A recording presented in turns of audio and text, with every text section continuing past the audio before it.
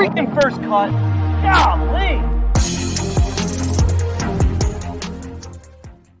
Welcome to the First Cut Podcast. I'm Rick Gehman, and this is your recap pod for this week's PNC Championship. And joining me to break it all down, it's Kyle Porter, KP. Welcome, and I believe that is a fresh haircut I see? No, I need one. But thanks for. Looks nice. Yeah, you look very nice and kempt, I guess. I appreciate you saying that. I am fresh off vacation. I kind of slid in about a day early to catch the end of this Tiger Charlie thing, and I'm glad I did. I always miss like the worst weekends. I don't know if you remember this, but Texas Open Sunday. Yeah. We had to dial you in from who knows where. Yeah, I missed. I've been off like 6 Sundays over the last 9 years, and one of them was that one. One of them was Spieth's Travelers Weekend when he holed out against Berger. Oh my God. Yeah, I miss. It's not like, you know, Adam Schenk ever wins whenever I miss a Sunday. Adam Schenk's become my new Scott Stallings, by the way. I saw at least 2 or 3 Scott Stallings mentions in normal sport that very much excited me. I was going to go back and control F and see how many there were, but I forgot. You should go away more often. It feels like we would get a better product. Maybe it's you. Yeah, we finally got a good golf tournament in 2021. It took until December, but we finally got one. The PNC Championship, KP, we generally start with the winners, but I would like to ask your permission if we could just drop on down to the team that finished solo second and maybe start there this time. I thought we might start with the Harringtons, Patty and Padraig. We could just do all 20 squads and just work our way through every single one. Yeah, let's just talk about Tiger and Charlie. It was so fun. I was feeling something. I was feeling some type of way watching this. It was just the most, I don't know. I think that, I mean, I said this on Twitter, but like, there's no majors in sight. There's no money involved. It was just, it felt a little bit like the purity of a Ryder Cup where you're like, you're just playing golf and you're just competing for the sake of competing. And that can be so meaningful. And to kind of start the year sort of with Tiger's car crash and to end it with him and his son playing together again, it was so wholesome and fun and good. And it was a delight to watch and to get to write about. Whoever's idea it was to do like the matching outfits for everybody, love it, right? Even there were some low key, like real small I actually think it was the Harrington. So Padraig was wearing the same striped shirt, but he had his sponsor logo on it, and his son, Patty, right? Is that what he goes by? Same exact shirt, no sponsors logo. And I was like, this is very wholesome. Do not shill out your child for sponsorship dollars. But like, it's such a cool, because some of these guys, we'll talk about the Stensons, obviously Charlie, but like, they're like real mini-me's and rocking the same outfits is like, I just love it. I don't know who came up. It is great. It's more fun. It's a little bit stranger when it's like a full-grown adult, like with the Sinks. You know, the Sinks look like twins more than they look like father-son. But I agree with you about the like when you're an adult and it's like a 12-year-old or a 15-year-old. It's pretty cool. It's fun.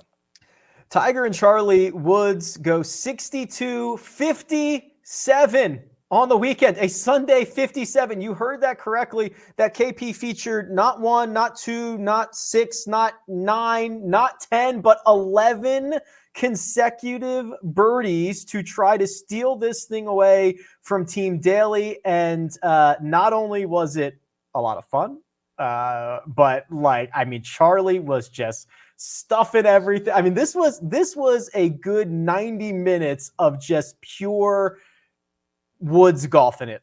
Okay, I was thinking about this and I tried to work it into my my piece that I wrote and I couldn't really work it in, but whose performance? So we have, obviously Charlie is 12 years old.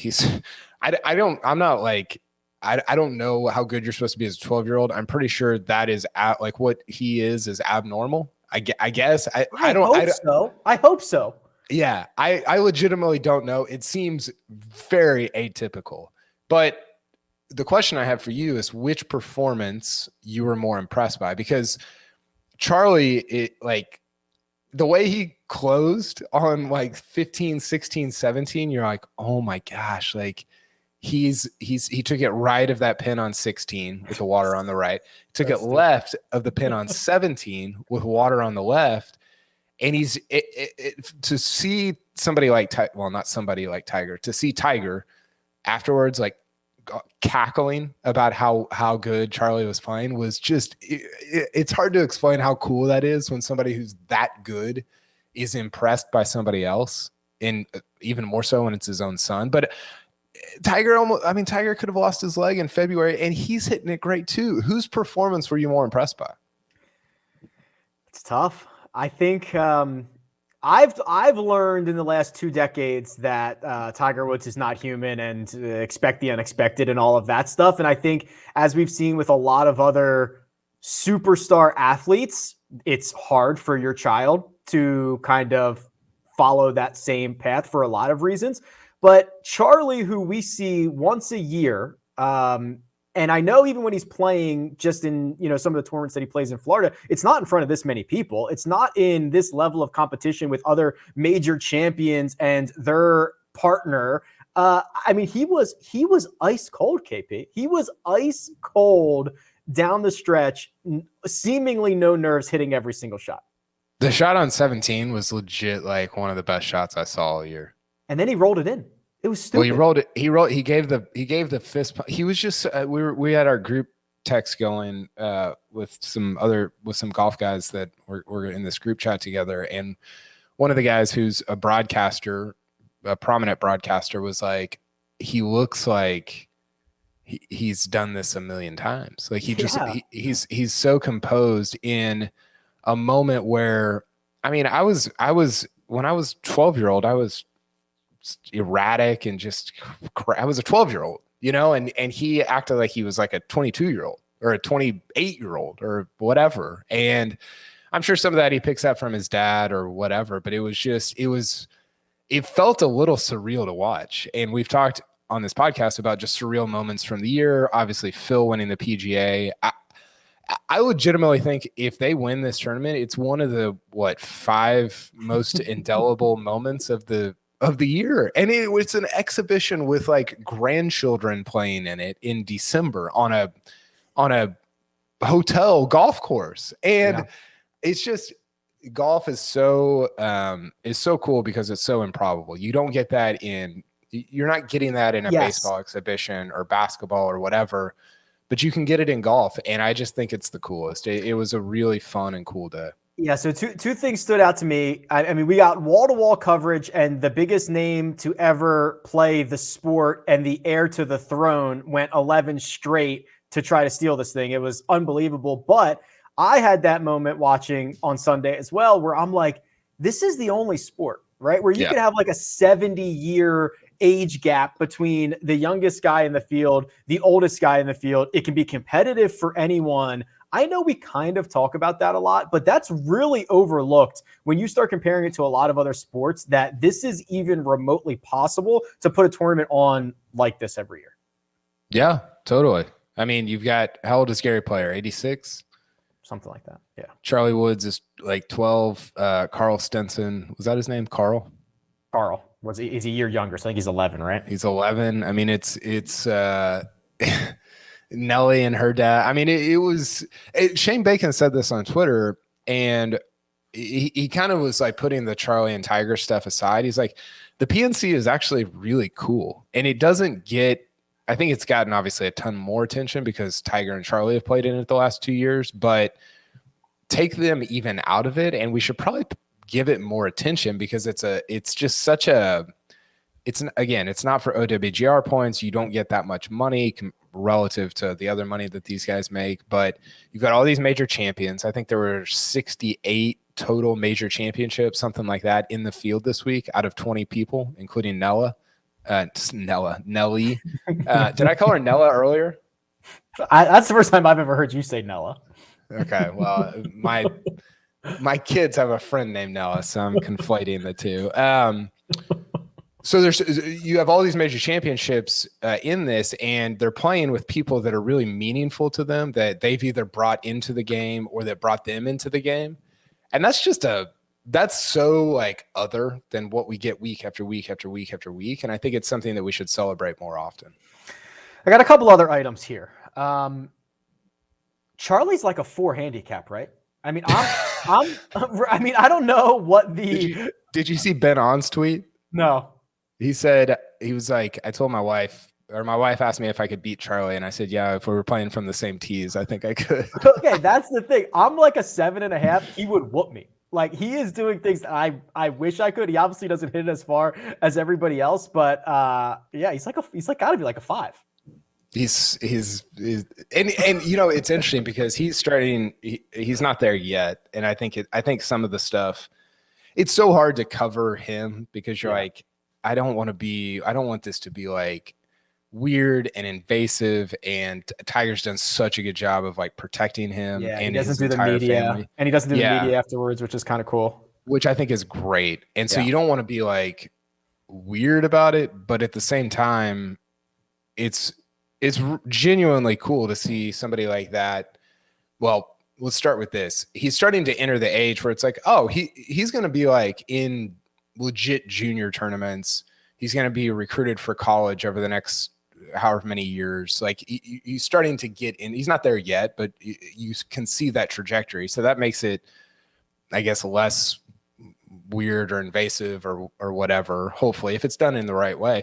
But I think the other part, Rick, that's actually really cool, and I said this on Twitter too, because I think it can be covered in it feels strange, it's odd, it's a kid, like whatever, but it's really cool to see a son just emulate his dad, you know, and I see that in my own home with my own kids, trying to emulate the things that I do, which are not as cool as the things that Tiger does. Right? I'm imagining, your children emulating you typing away at the computer, or like bat flipping my keyboard. The way you touch your microphone in between sentences. So there's that, and it's extra interesting and cool because, and this hit me during this event, and we were talking about this off air. Here I go again with the touching the microphone. It is. That's the move right there. We're talking about this off air. We've been trying to emulate Tiger for the last 25 years as golfers. Like all of us that are and we can talk about the media Tiger relationship, whatever. Take that all out of it. All of us, when we go on the golf course, what are we trying to do? We're fist pumping. We're raising our putter. We're doing all the stuff we've seen Tiger do. And to see his own kid do that way better than any of us do, that's awesome. Like as a dad, as a consumer of sports, that's just a really cool thing, and I think it's worthy of celebration in a meaningful and real way. And I don't know how you feel about that, but that kind of hit me during this event. Yeah, it's I definitely view it differently because I don't have children and I don't see that on a daily basis. So it is a little bit, I didn't know, like they make all the viral videos. Okay, here's all the things they're doing the same. And it's hard for me to understand if that is normal or not for a child to do. But I think you're right. Tiger is someone that for the last couple of decades, as we play golf, everyone has been looking to emulate and looking to model their game after, at least on the course. The Stensons are nuts. Carl Stenson is an actual smaller clone of Henrik. The deadpan kind of like comments that he gives, he's the funniest kid I've ever seen. And then the way that he addresses the ball, Stenson has that very unique, he doesn't line up his club face directly behind the ball, and he kind of, lifts it up and down a little bit. Carl does the same thing. Like that to me was also equally as jarring. Well, I think it was Dylan Deshay or maybe Dan Rappaport on Twitter said Carl Stenson looks more like Henrik Stenson than Henrik Stenson looks like Henrik Stenson, which is a hilarious way to say it, and also kind of true. Which, by the way, your kids. Like my sister-in-law over Thanksgiving, she was talking about my oldest son, and she was like, he does things that like you do. She's like, this is so weird to watch.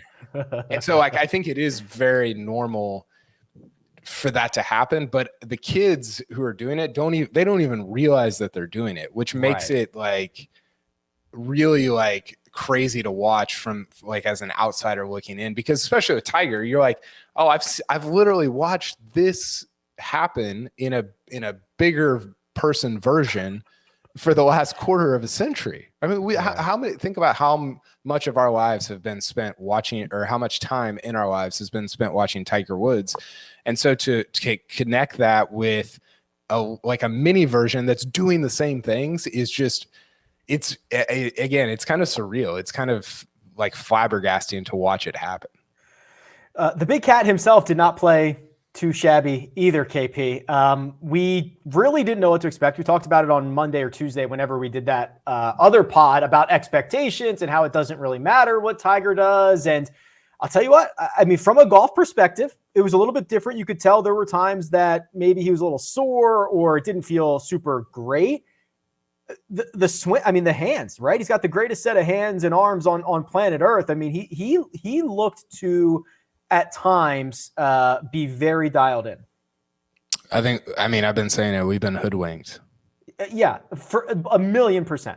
This is like, what did he say 2 weeks? 2 weeks ago, he said, like, oh, I don't know. I haven't been playing all that much. I don't know if I can even.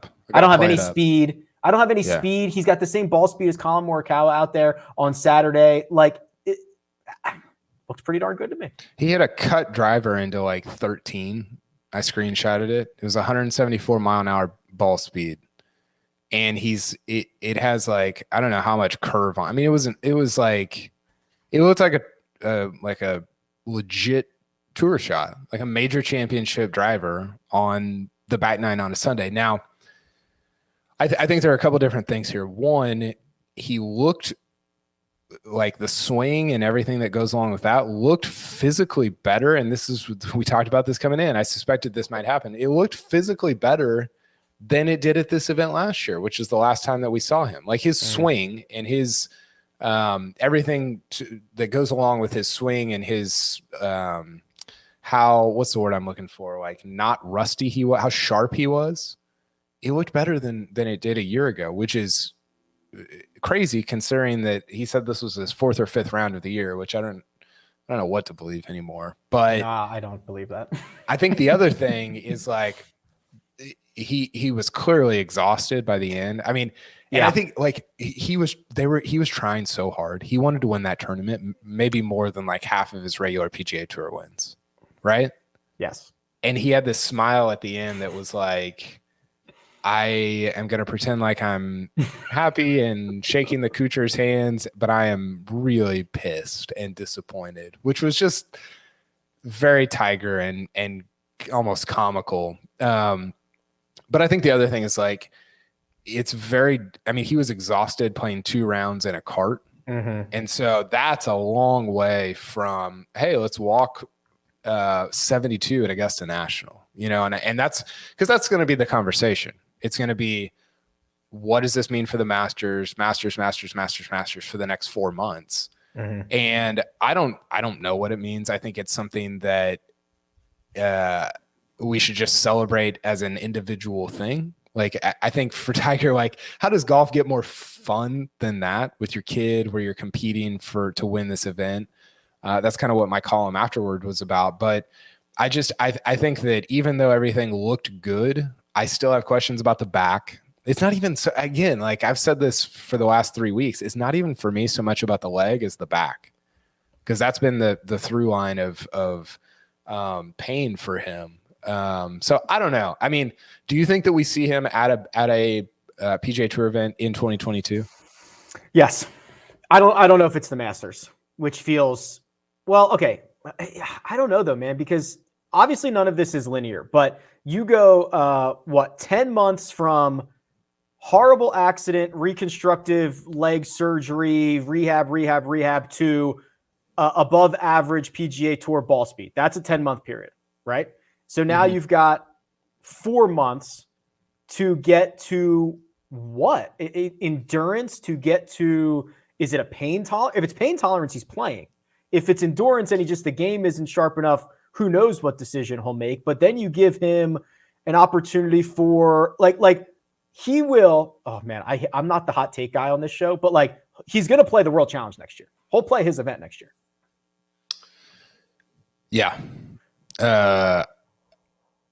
Honestly, and this I called my shot from the beginning, and I don't know. I have no idea if it'll be right, but I'm gonna just stay on this corner. I think he plays at St. Andrews because I think it's getting harder to argue with. Yeah, I think you look at the Masters, and if you're him, you're like, okay, well,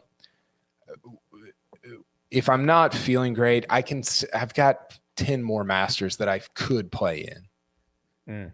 There's probably only 2 more St. Andrews, maybe 3. I don't know when. I don't know what how the years break out. There's probably only 2 or 3 more St. Andrews that I can play in, and I think he'll look at that and circle that as like, and maybe he plays before. I have no idea. I mean, clearly we're idiots about like knowing this stuff. Oh, we have no idea. Yeah, but I just think St. Andrews is super special to him. I think he legit thinks he could like compete there. It's also especially probably one of the better setups for him, right? It's an easier walk. It's flat. It's like totally. Not only is it the historical aspect of it, but if we're talking about him going out there and walking 72 holes, that's got to be one of the best spots for him. Yeah. And you don't, I just, should he be showing up at a U.S. Open? I don't know. I mean, is that wise? You know, I almost feel like he should play Masters Open in the PNC every year.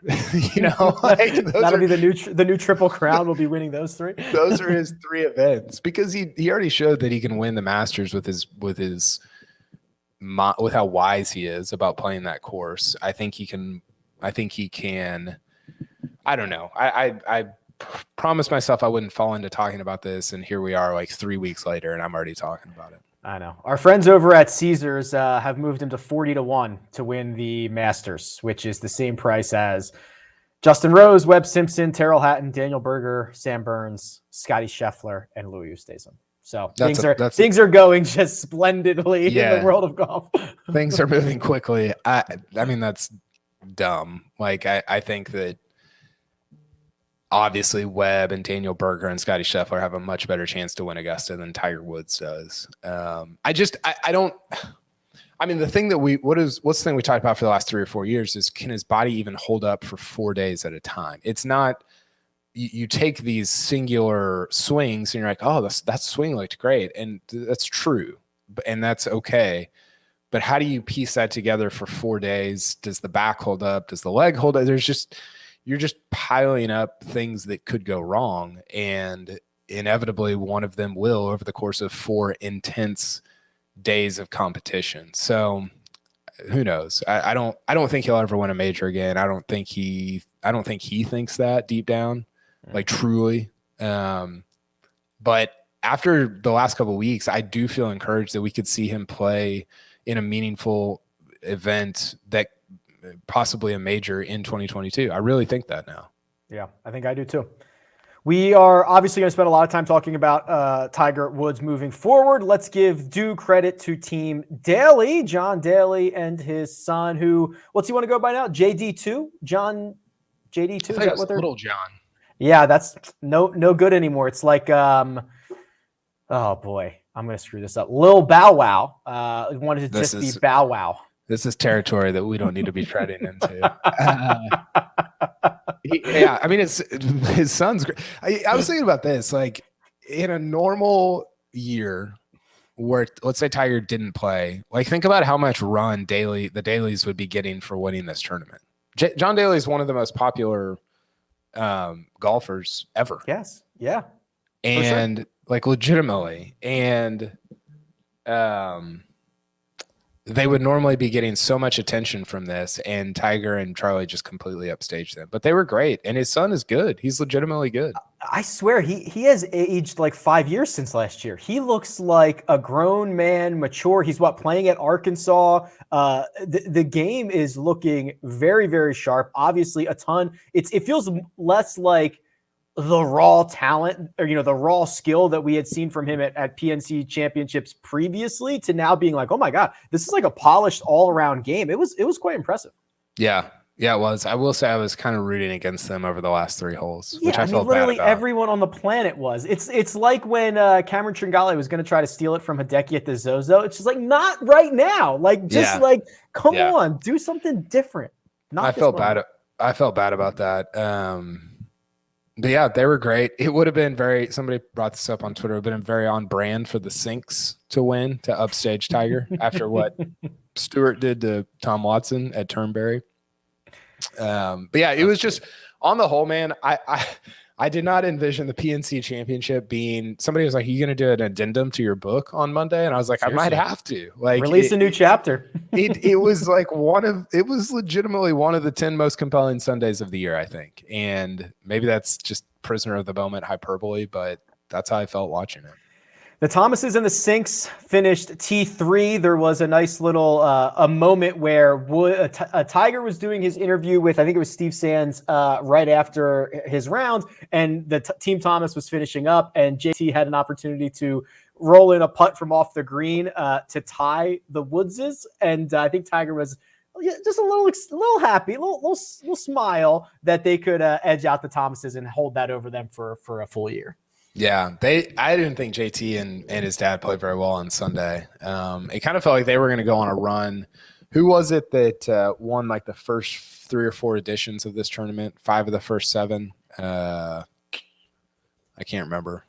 Maybe a producer Jacob. Yeah, give me like a 15-second vamp. Here we go. Raymond Floyd and Raymond Floyd Jr. the first 3, and they won 5 of the first 7. Whew. Yeah, it felt like that was a run that JT and his dad were going to potentially go on. Yeah, I mean, he's so good. It's like it almost feels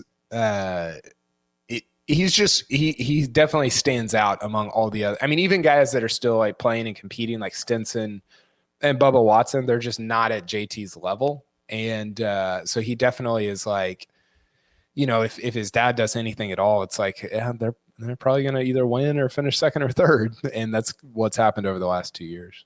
60-60, 2 rounds of 60, not good enough. 3 shots back off of the dailies. Tough world. I feel so inadequate watching this event, just like seeing all of these great children with much better games than mine. Even I love the Peter Cordanelli's father, who said he hasn't picked up a golf club in 8 years until I think 2 months ago. And he was like striping stuff and playing well. I'm like, oh my God, just the natural born talent for so many of these people is like, you know, I'm just going to sell my clubs. It's disgusting. Even somebody like who doesn't get any attention, like Kuchar's son, his swing was so good. And you're like, oh, great. Awesome. I guess I'll just, or like I stuff an iron shot like once a month. They do it like twice a day or like 3 times a day. It's just like it's a different world. And it's so, have you ever played in like a pro-am or anything where people were watching?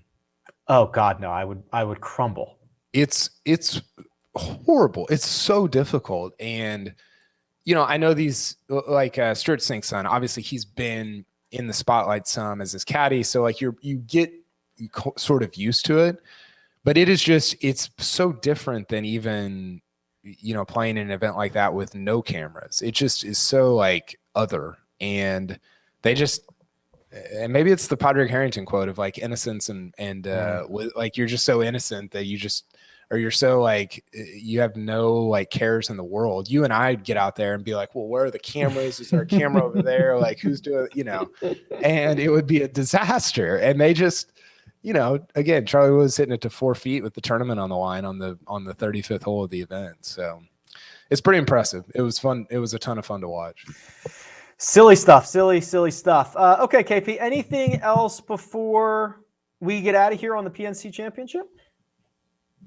No, that's it. It was a great, wholesome, fun way to end the golf year. I don't think there are any more events. No, I think this is officially like we did the QBE, right? Like I think this is actually it. Yeah. So it's the perfect way to end the year. And I'm already excited about Kapalua, which will be, I guess, 3 weeks. Not even. It's next. So this PNC Championship Sunday, the next Saturday that we get, so 6 days away, that's Christmas. Which is crazy. Yeah. So next week, that's the only week off. Then we're into the first week of January, and I believe the Tournament of Champions starts the 6th. So one week off, or I guess this upcoming week. Yeah, my bad. Yeah, this upcoming week, and then next week. Yeah. Gotcha. We're on the same page now. Yeah, it'll be. it'll be good downtime, but then we begin the slog again next year, which should be a ton of fun.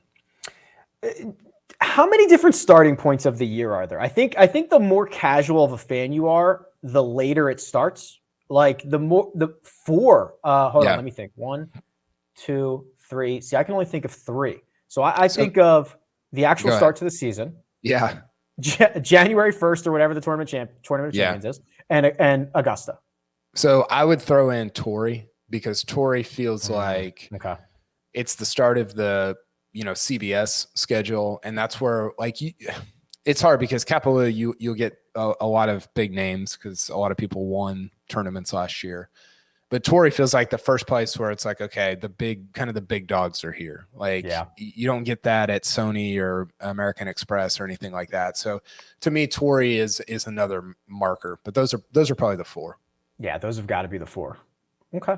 Well, listen, I recognize all of them, and I'm excited to get to the second starting date of this season. But we'll put a pin in the PNC Championship.